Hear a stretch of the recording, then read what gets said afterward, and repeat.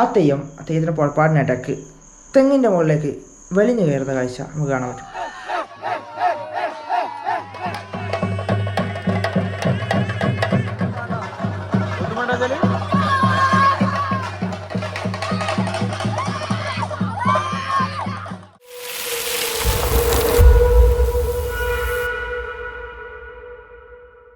Hello guys, welcome back. പുതിയൊരു വീഡിയോയിലേക്ക് എല്ലാവർക്കും സ്വാഗതം. എന്താ പറയുക, ഒരുപാട് സന്തോഷത്തിലാണ് ഞാൻ ഇപ്പോൾ വീഡിയോ ചെയ്യുന്നത്. എന്താ വെച്ചാൽ ഒരു യൂട്യൂബർ അല്ലെങ്കിൽ ഒരു കണ്ടൻറ് ക്രിയേറ്റർ ഏറ്റവും കൂടുതൽ ആഗ്രഹിക്കുന്ന ഒരു കാര്യമാണ് നാലാൾ നമ്മളെ വീഡിയോ കാണുക, അല്ലെങ്കിൽ നാലാളുടെ മുമ്പിൽ നമ്മൾ അറിയപ്പെടുക. അപ്പം അത് തുടങ്ങുമ്പം ഏകദേശം ഞാൻ തോന്നുന്നു 3 കൊല്ലമായി ചാനൽ തുടങ്ങിയിട്ട്.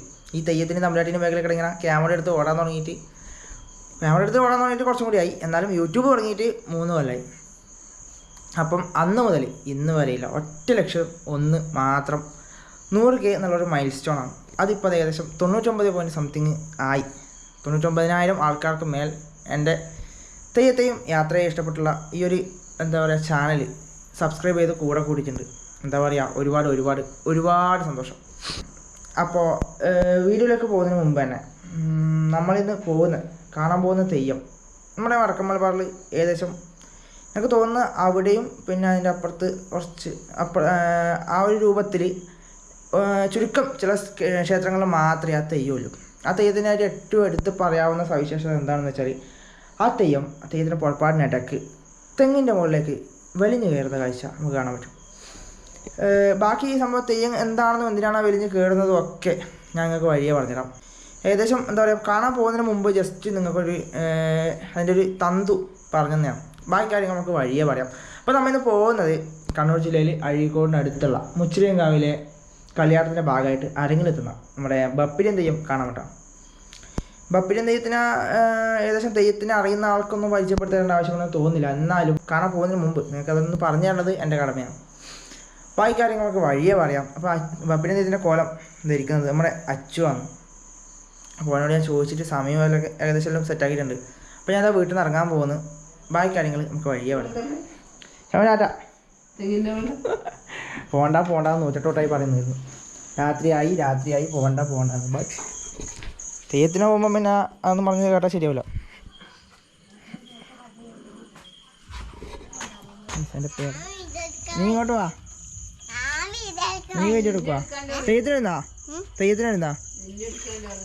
തെയ്യത്തിനെഴുന്നോ ഇപ്പൊ കൂട്ടുവേ. ബപ്പിനെ കാണാൻ വരുന്നാ? ഏടാ നാളെ അങ്കൻവാടി പോണ്ടേ? പോയി കിടന്നുറങ്ങ്, വലുതാവട്ടെ കേട്ടാ. 10ാം ക്ലാസ് എത്തിട്ട് കൂട്ടിക്കൊണ്ട് പോവാ. ഓക്കെ, ഡണ്ണാക്ക്. ഡൺ. സബ്സ്ക്രൈബ് ചെയ്യാൻ പറയാം എല്ലാവരോടും. എക്സ്പ്ലോർ തറച്ച് പറഞ്ഞേ. സബ്സ്ക്രൈബ് ചെയ്യണമെന്ന് പറ. ഓക്കെ, ശരി, പോയിട്ടാ. Tata, bye bye. പോയിട്ടാ ഗൈസ്. അപ്പോൾ ചോട്ടിലൊക്കെ എത്തിയിട്ടാ. ഇനിയും പോയാണ്ട്. ചോട്ടല എന്ന് പറഞ്ഞാൽ നമ്മളിവിടുത്തെ സ്ഥലത്തിൻ്റെ പേരാണ് കേട്ടോ, ചുടല. അപ്പോൾ ചെങ്ങായി വരുന്നുണ്ട്, വിളിക്കുന്നുണ്ട്. കുറേ സമയം കാത്തിക്കുന്നു. അവനിപ്പോൾ എത്തുമെന്ന് പറഞ്ഞാൽ അവൻ ഇതുവരെ വേണ്ട സമയമായിട്ടാണ്. ഈ ഷോമേനെല്ലാം എന്താ വേണ്ടി ഇപ്പം വിളിച്ചിട്ട് വന്ന് തളിപ്പറമ്പിലേക്ക് പോകാൻ. ഞാൻ അങ്ങോട്ടേക്ക് വരാം. ഞാൻ തളിപ്പറമ്പ് വരെ ഒറ്റയ്ക്ക് കൊണ്ടിരിക്കണം. അവൻ ആദ്യം പറഞ്ഞ് ഇവിടെ വരാമെന്ന്. നിങ്ങൾക്ക് ഉണ്ടാവില്ല ഇതുപോലത്തെ ചെങ്ങായിമാർ പറഞ്ഞ വാക്കിന് വിലയില്ലാത്ത നായ പോലത്തെ. ഇനി അങ്ങോട്ടേക്ക് പോകണം. എനിക്ക് അതിനെയും കൂട്ടിയിട്ട് നേരെ അമ്പലത്തിൽ വരുന്നുണ്ട്. അടി എനിക്കൊരു ഉത്തരവാദിത്വം ഉണ്ട്. എനിക്കൊരു ഉത്തരവാദിത്വം ഉണ്ട്. വീട് ആണാ.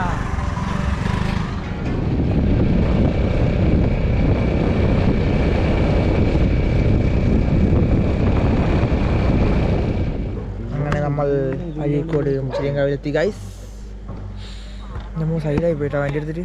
ഒന്നാമത് ഉറക്കം വരുന്നത് ഭയങ്കര, ഒന്നും അറിയില്ല. അപ്പം അവിടെ താഴെയാന്ന് കാവ്. നമ്മൾ കുറച്ച് മേലെ വണ്ടി വെച്ച് വരും.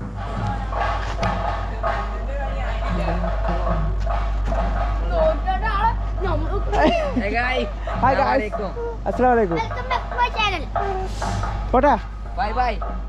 അപ്പോൾ വീഡിയോയുടെ ആദ്യം പറഞ്ഞ പോലെ നമ്മളിന്ന് തെയ്യത്തെ തേടി വന്നിട്ടുള്ളത് കണ്ണൂർ ജില്ലയിൽ അഴീക്കോടിനടുത്തുള്ള മുച്ചിലിയങ്കാവിലെ കളിയാട്ടത്തിലേക്കാണ്.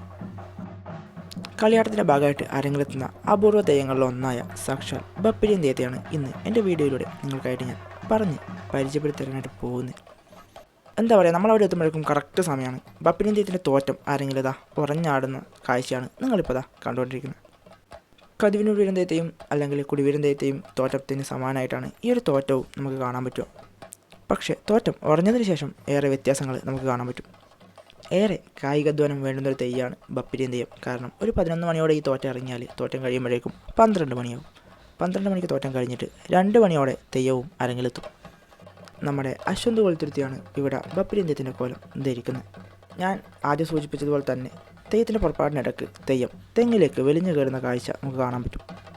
അത് എന്താണെന്ന് അറിയണമെങ്കിൽ ബപ്പിരിയൻ തെയ്യം ആരാണെന്നും എന്താണെന്നും നിങ്ങളറിയണം. കാരണം ഞാൻ എപ്പോഴും പറയുന്ന കാര്യമാണ്, കഥയറിയാത്ത തെയ്യം കണ്ടിട്ട് യാതൊരു കാര്യമില്ല. നമ്മളുടെ തെയ്യത്തെ കാണുകയാണെങ്കിൽ ആ തെയ്യം ആരാണെന്നും എന്താണെന്നും അറിഞ്ഞു കാണണം. എന്നാൽ മാത്രമേ അതൊരു തെയ്യാവൂ. അപ്പോൾ നമുക്ക് ബപ്പിരിയൻ തെയ്യം ആരാണെന്ന് നോക്കാം. രാമായണ അനുബന്ധിയായ ഒരു കഥാപാത്രമാണ് ബപ്പിരിയൻ തെയ്യം എന്ന് തെയ്യത്തിൻ്റെ പുരാണങ്ങൾ എടുത്തു നോക്കുമ്പോൾ നമുക്ക് കാണാൻ പറ്റും. ആഞ്ജനേയ സങ്കല്പത്തിൽ തന്നെയാണ് കാവിലും ഈ ബപ്പിരിയൻ തെയ്യം കൊടിയോളുന്നത്. മുച്ചിരിയൻകാവിൻ്റെ തറവാടിൻ്റെ കൊട്ടിലകത്തും ആഞ്ജനേയ സ്വാമിയുടെ അനവധി ആരാധനാ രീതികൾ നമുക്ക് കാണാൻ പറ്റും. ബപ്പിരിയൻ എന്നൊരു തെയ്യത്തെ തെയ്യപ്രപഞ്ചത്തിൽ അനേക രൂപങ്ങളിൽ കെട്ടി ആരാധിക്കുന്നുണ്ട്. അതിൽ ഇതേ ഹനുമാൻ അല്ലെങ്കിൽ ആഞ്ജനേയ സ്വാമിയുടെ പരാമർശത്തിലും കൂടാതെ മുസ്ലിം പരാമർശത്തിലും ബപ്പിരിയൻ തെയ്യത്തെ നമുക്ക് കാണാൻ പറ്റും. പക്ഷേ അറിഞ്ഞിടത്തോളം ഇവിടെ മുച്ചിരിയൻകാവിൽ ബപ്പിരിയൻ തെയ്യത്തെ ആഞ്ജനേയ സ്വാമിയുടെ രൂപത്തിൽ തന്നെയാണ് ആരാധിക്കുന്നത്. പണ്ട് ലങ്കാധിപതിയായ രാവണൻ സീതയെ തട്ടിക്കൊണ്ടുപോകാനായിട്ട് ഒരുങ്ങി. അങ്ങനെ സീതയെയും തട്ടിയെടുത്ത് പുഷ്പക വിമാനത്തിൽ പറന്ന രാവണനെ അന്വേഷിച്ച് ഹനുമാൻ പല ദിക്കിലും ഇറങ്ങി. ഏറെ നേരം കഷ്ടപ്പെട്ട് തിരഞ്ഞെങ്കിലും സീതയെ കണ്ടെത്താനായിട്ട് ഹനുമാന് ആയില്ല. അവസാന വഴിയെന്നോണം കൽപ്പവൃക്ഷം അല്ലെങ്കിൽ തെങ്ങിൻ്റെ മുകളിൽ കയറി സീതയെ 4 പാടും ഹനുമാൻ അന്വേഷിച്ചു. എന്നിട്ടും തൻ്റെ അന്വേഷണം ഫലവത്തായില്ല എന്ന് മനസ്സിലാക്കിയ ഹനുമാൻ ദേഷ്യം വന്നിട്ട് തെങ്ങിൻ്റെ ഓലയും മടലും എല്ലാം ചവിട്ടി നിലത്തേക്കെറിഞ്ഞു. സാക്ഷാൽ ഹനുമാൻ സ്വാമിയുടെ ആ ദേഷ്യം നിറഞ്ഞ രൂപത്തെയാണ് ബപ്പിരിയൻ തെയ്യം എന്ന പേരിൽ വടക്കൻ്റെ തെയ്യപ്രപഞ്ചത്തിൽ തെയ്യക്കോലം കെട്ടി നൽകി ആരാധിക്കുന്നത്. അതാണ് തെയ്യത്തിൻ്റെ പുറപ്പാടിനിടക്ക് തെയ്യം തെങ്ങിൽ കയറി 4 പാടും നോക്കി അവസാനം ദേഷ്യം വന്ന് തേങ്ങയും മടലും എല്ലാം ചവിട്ടി താഴേക്കിടുന്ന കാഴ്ച. അതിനുശേഷം ഒരു ഇളനീര് വായിൽ കടിച്ചു പിടിച്ച് തിരികെ കാവിലെത്തി അത് പുലിയൂരാണൻ ദൈവത്തിന് കൊടുക്കുന്നതോടെ തെയ്യത്തിൻ്റെ ആ കലാശം അവിടെ പൂർത്തിയാവും. പക്ഷേ ആ കലാശത്തിലുടനീളം ഇവിടുത്തെ ആൾക്കാർ തെയ്യത്തിൻ്റെ തലങ്ങും വിലങ്ങും നിന്ന് ആക്രോശിക്കും. തെയ്യം അവരെ പ്രഹരിക്കാനായിട്ട് പോവുമെങ്കിലും ആ സമയം അവർ ഓടിമാറും. ഏറ്റവും കൗതുകകരമായിട്ടുള്ള കാര്യം എന്താണെന്ന് വെച്ചാൽ തെയ്യത്തിൻ്റെ കയ്യിൽ നിന്നും ഒരു പ്രഹരം ഏറ്റുവാങ്ങിയാൽ അതവർക്ക് ഏറ്റവും സന്തോഷം നൽകുന്നൊരു കാഴ്ചയായിരിക്കും. അതിനാൽ ഒരടി കിട്ടാൻ വേണ്ടിയിട്ട് ആൾക്കാരെല്ലാം തന്നെ തെയ്യത്തിനടുത്ത് കാത്തു വെക്കും. തോറ്റത്തിലും ഇതേപോലെ ഒരു ചടങ്ങ് നമുക്ക് കാണാൻ പറ്റുമെങ്കിലും തോറ്റം തെങ്ങിൻ്റെ മുകളിലേക്ക് കയറൂല. ബപ്പിരിയൻ തെയ്യം നടക്കുന്ന തലേ ദിവസമാണ് നമ്മളിപ്പോൾ കാണുന്ന തോറ്റം ആരെങ്കിലെത്തുക. ബപ്പിരിയൻ തെയ്യത്തിൻ്റെ കോലം ധരിക്കുന്ന ആൾ തന്നെ തോറ്റവും കഴിക്കണമെന്ന് നിർബന്ധമുണ്ട്. അപ്പോൾ നമുക്ക് ബപ്പിരിയൻ തെയ്യത്തിൻ്റെ വിശേഷങ്ങൾ അറിയാം.